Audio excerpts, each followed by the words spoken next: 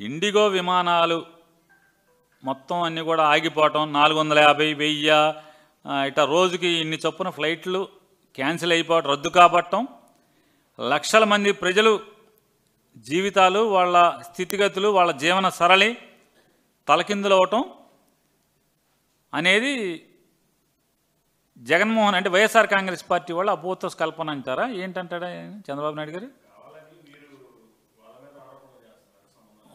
అంటే రామ్మోహన్ నాయుడికి ఏం సంబంధం లేదని చెప్తున్నాడా? ఎవరు ఈయన చంద్రబాబు నాయుడు గారు అంటున్నారా? నిన్న చంద్రబాబు నాయుడు గారు అన్నాడా? నేను చంద్రబాబు నాయుడు గారు అంటున్నారా?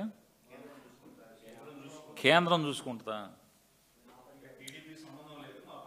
అంటే నేను వేరే సరదా కంటే మీరు ఏమనుకోకపోతే నేను నిన్న చంద్రబాబు నాయుడు గారి ప్రెస్ మీట్ కూడా చూశానండి.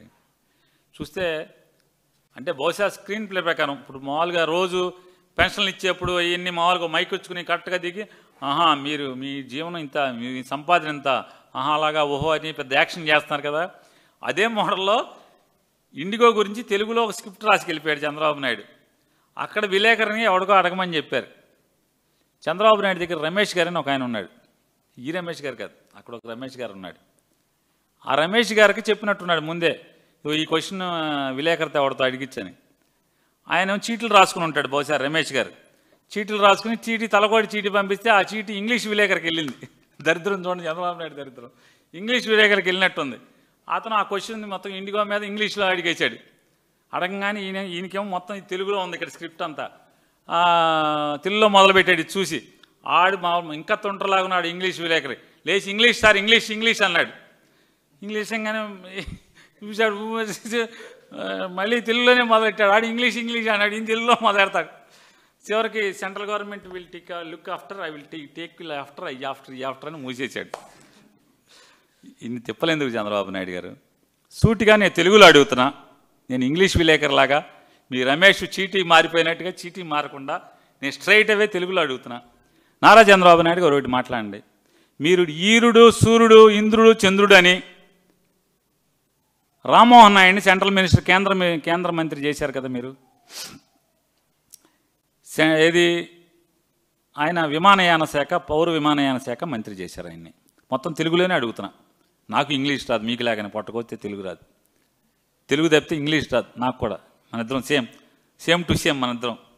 ఏదో అంటాడు, ఏదో సినిమాలో మీ వాడు ఉప ముఖ్యమంత్రి అంటాడు కదా, గీసుకుంటుంది గడ్డం వేసుకుందని. మీరు మేకప్ వేసుకుంటారు, నేను మేకప్ వేసుకుని అంతే. ఇద్దరం సేమ్ టు సేమ్. ఇద్దరికి పట్టుకొచ్చి అక్షరం మాకు ఇంగ్లీష్ ముక్క రాదు ఇద్దరికి. మన ఇద్దరికి తెలుగులోనే మాట్లాడుతున్నా, తెలుగులో అడుగుతా. 2024లో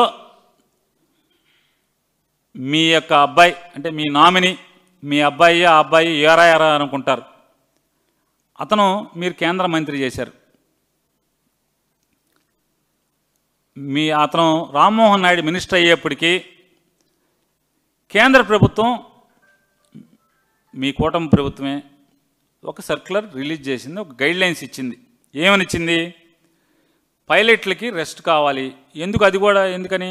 విమాన ప్రమాదాలను నివారించడం కోసం పైలట్లకి రెస్ట్ కావాలి, పని గంటలు తక్కువ ఉండాలి, రెస్ట్ ఎక్కువ ఉండాలి అని చెప్పని నిబంధనలు, కఠినతరమైనటువంటి నిబంధనలన్నింటిని కూడా పొందుపరిచి 2024లో కేంద్ర ప్రభుత్వం, అది కూడా మీ రామ్మోహన్ నాయుడు శాఖే జారీ చేసింది.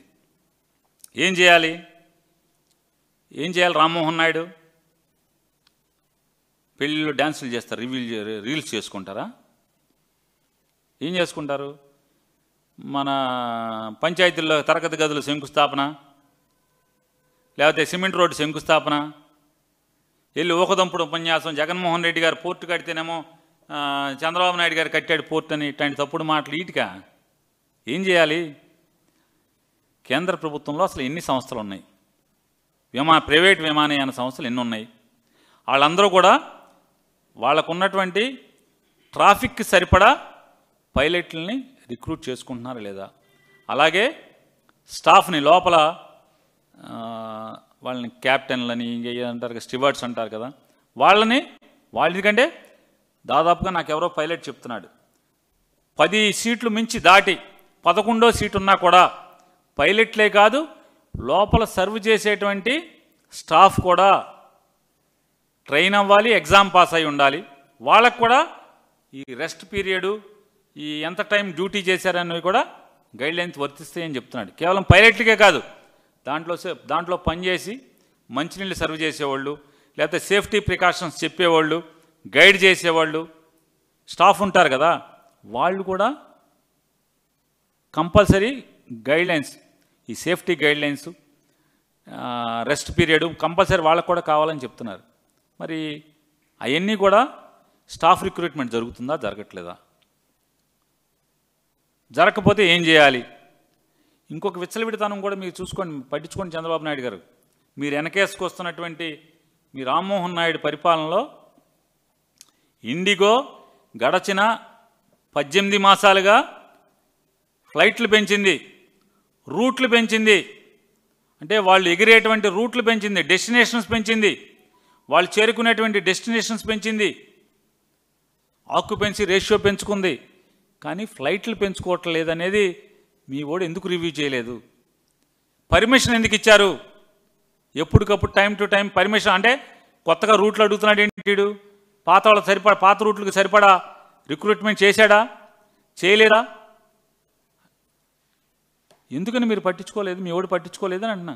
వెంటనే ఆపాలి కదా. కొత్త రూట్లు ఇవ్వకూడదు కదా. కొత్త రూట్లు ఇచ్చేస్తారు, వాళ్ళు ట్రావెల్ అంటే ట్రావెల్ ఇది పెంచేస్తారు, మైలేజ్ పెంచేస్తారు, ఆక్యుపెన్సీ రేషియో పెంచేస్తారు, అన్నిటికీ పర్మిషన్ ఇస్తారు.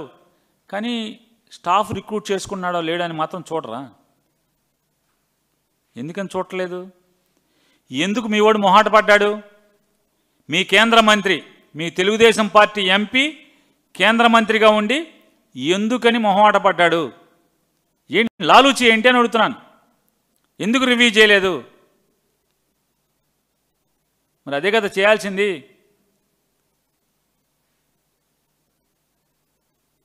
అది ప్రజలు తప్పు పడితే వైఎస్ఆర్ కాంగ్రెస్ పార్టీ మీద పడి ఆడవటం. ఏ ఒక్కరోజన్నా రివ్యూ చేశారా అని అడుగుతున్నాను. రివ్యూ చేయకపోగా ఇంకా ఆయన మాట్లాడతాడు. ఇంకా 5-6 నిన్న పార్లమెంట్లో చెప్తున్నాడు, 5-6 విమానయాన సంస్థలకు ఇంకా అవకాశం ఉందని చెప్పని ఇప్పుడు చెప్తున్నాడు. అంటే ఈ దేశ ప్రతిష్ట ఏమైంది? మీ మంత్రి వల్ల, మీ తెలుగుదేశం పార్టీ ఎంపీగా మీరు మీకు వచ్చిన వాటాలో మంత్రిగా పెడితే రాష్ట్రం పరువే కాదు, ఈ దేశం పరువు ఏమైందని అడుగుతున్నాను. దేశం పరువు పోయింది కదా. జనం స్థితిగతులు చివరికి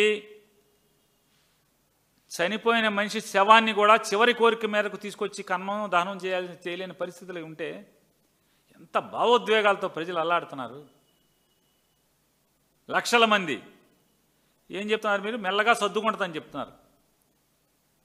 ఎట్లా అంటే మీరు ఎట్లా అయితే రైతులు వాళ్ళ సరుకుల్ని వాళ్ళ పంటని తెగనమ్ముకుని అప్పులున్నాడు ఆత్మహత్య చేసుకుంటాడో, మళ్ళీ ఆత్మహత్య చేసుకున్నాక మళ్ళీ వాళ్ళ భార్య కొడుకు మళ్ళీ వ్యవసాయం చేసుకుంటారు. ఇదంతా కూడా రొటీన్ జరుగుతూ ఉంటుందిలే ఇదంతా అని చెప్పి మీరు ఎంత తేలిగ్గా మాట్లాడుతున్నారో అతను కూడా మీ ఆలోచన సరళ మేరకే అంతే తేలిగ్గా అతను వ్యవహరించాడనేది కూడా మనకు అర్థమవుతుంది కదా.